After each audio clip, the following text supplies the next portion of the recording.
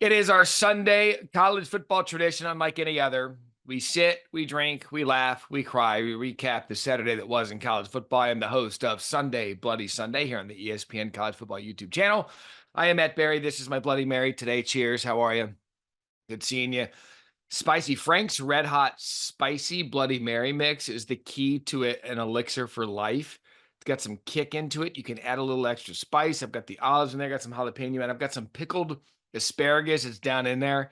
I don't want to go like digging for it, but it's in there. So cheers to everyone after a great college football Saturday. Really one of the first weeks where we've seen and had some questions answered about some teams we were wondering about. If you've been watching this show, Sunday Bloody Sunday, or the Matt Barrie Show presented by Allstate here on the ESPN College Football YouTube channel, you know that I've been high on Tennessee because every year we talk Tennessee football, we talk Tennessee offense, and rightfully so. Josh Heupel, since coming there, we saw what he did with Hendon Hooker in years past, and now with Nico Iamaleava, that maybe Tennessee was kind of a sleeper team because we didn't really give them playoff. I don't want to say, we didn't really even give them playoff consideration coming into the season. It was always Georgia, Texas, Alabama, Missouri, Ole Miss, even LSU is getting playoff love. And now here you have Tennessee after going into Norman and winning 25-15. You have to look at Tennessee, at least I am, and put them in the conversation now with a lot of football left to play. But if you look at the SEC big picture, Georgia's still going to be the talk of the town. Texas is still going to be the team that we talked about, even with Quinn Ewers out until their schedule gets really tough. I would install Tennessee behind Texas, above Alabama, and we'll learn a lot about the Crimson Tide this week in their huge game against Georgia. But based on what we've seen this season, man, Tennessee's good. They're playing defense. They've got a young quarterback. They believe that they can win big games. Dylan Sampson runs the ball well. Cheers to good old Rocky Top. Hoo! Rocky Top, Tennessee. Big win on the road against Oklahoma. And so we kind of had that first team where we're really starting to get the idea of, pay attention to them. And I think the country will after the win against Oklahoma. So cheers to everybody at Rocky Top. Man, it was a wild day for some unpredictable finishes. Staying in the SEC, Missouri, they needed overtime, double overtime to beat Vanderbilt 30-27. We had a college kicker situation. Eli Drinkwitz and company escape, and they survived 30-27. Cheers to our friends in Columbia, Missouri. You probably didn't want to deal with that, but you did. And that's the beauty that I'm starting to realize about college football in general. We love the sport. It's the greatest on the planet. But when you really look around the country and some of these games that otherwise may have been blowouts in years past, you're starting to see the parity come together because of the transfer portal and because of NIL. I know the big programs are still going to have the most talent. I just rattled off a bunch there in the SEC. But you add in Ohio State, you add in some of these other top 10 programs that have a lot of NIL resources, they're still going to have the most talent. But whereas they may have been able to stockpile talent before that wasn't able to go anywhere, if you were a four-star or a kid that may not have played a bunch at a bigger program and you want to go play, you're transferring out to other places to get immediate playing time. And I really believe that's why you're seeing some of these games that otherwise years past wouldn't have been close. I mean, it's insane what's going on with some of these group of 5 teams yesterday. Memphis goes down to Navy.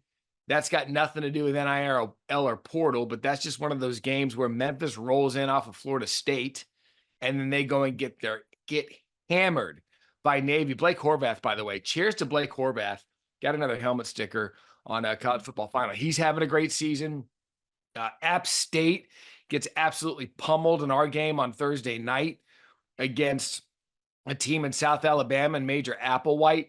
Toledo just comes off beating Mississippi State. They go down. NIU goes down. I mean, it is wild out there in some of these games that you don't normally expect any entertainment out of. And the group of 5 is going to be fascinating to watch down the stretch. So little tangent there about the parity in college football. How about BYU late night? If you're a sicko, you're watching that at 1 a.m. on 38-9.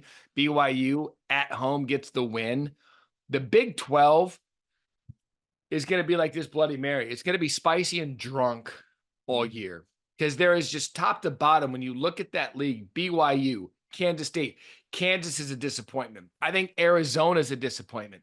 Texas Tech beats Arizona State yesterday.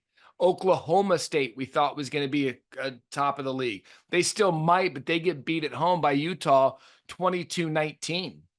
Isaac Wilson, starting quarterback. I don't know when Cam Rising is going to play football again. He's hurt. He's got the hand injury. But he goes in there. He gets the win on the road. Cheers to the freshman quarterback, Isaac Wilson. Probably not drinking, but either way. So we're starting to learn a lot about what the league is going to look like. And it's interesting when you look at newcomer relative to storied program in the past. Now, newcomer Utah beat storied Big 12 veteran Oklahoma State. Tennessee, though, veteran SEC team, beats newcomer in the SEC Oklahoma. Same story in the Big House with Michigan holding off Big Ten newcomer USC 27-24. And I'll say this about realignment. Right now, it's exciting. Like right now, everybody was excited to see Michigan and USC. It had the colors of a Rose Bowl. It was a beautiful day in Ann Arbor. It wasn't in Pasadena. It wasn't at the Rose Bowl. It wasn't on January 1st. It was on September 21st at the Big House in Big Ten country. And it was exciting to see. It was like one of those non-conference games we get excited for at the beginning of the year. But at some point, it's like, I'm a traditionalist. I'm one that believes that it should be a Pac-12. That ship has sailed. But it was fun to see it yesterday as Michigan went to Alex Orji at starting quarterback. He had 32 yards passing, by the way. I believe that was their fewest yards since 1987. But they got the win. And Sharon Moore, that's a big one. 2-2 is much different looking than 3-1. And now maybe they understand a little bit of who they are and what they're going to be. But a huge win for Michigan and Sharon Moore. And speaking of huge wins and just the cheers of life on Sunday, Bloody Sunday, can we pause and give love to the Florida schools yesterday? Miami, by the way, that second half that they had was amazing. The second half they had in their game against USF. But the cheers goes to Billy Napier in Florida, on the road, Starkville, getting a win. Graham Mertz looked really, really good. And then the story that swept social media throughout the week, like I think it was Cal Twitter or whatever the hell it was. And it just kept showing up in my timeline for no reason. I didn't ask for it. It was just there. But Florida State finally getting their first win of the season. We were going to give them the team sticker on College Football Final, but we figured they'd yell at us all day.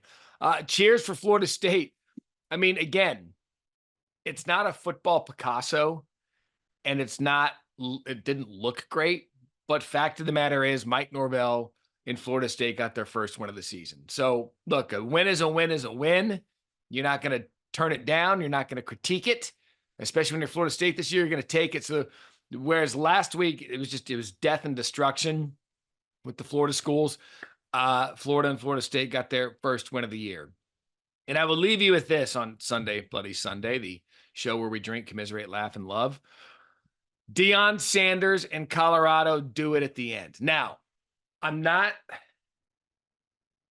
going to take away from what Colorado did. But Baylor, quite possibly, had the worst coverage of a Hail Mary 2 plays in a row that I've ever seen in college football history.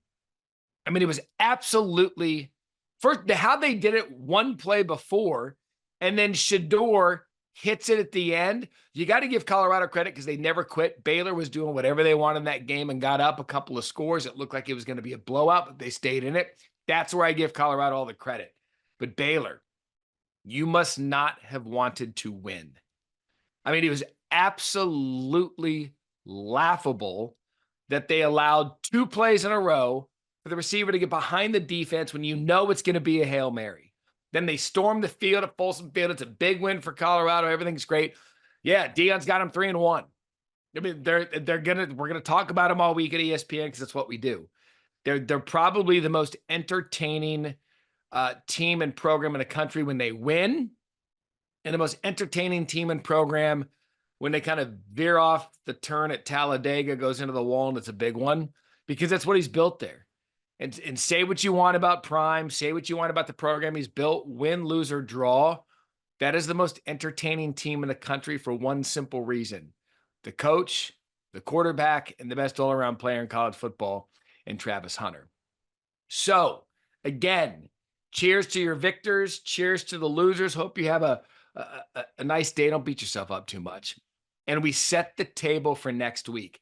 There are some good football games next week. Louisville, Notre Dame. But, of course, the big one, Georgia, Alabama, and the one we've been waiting for.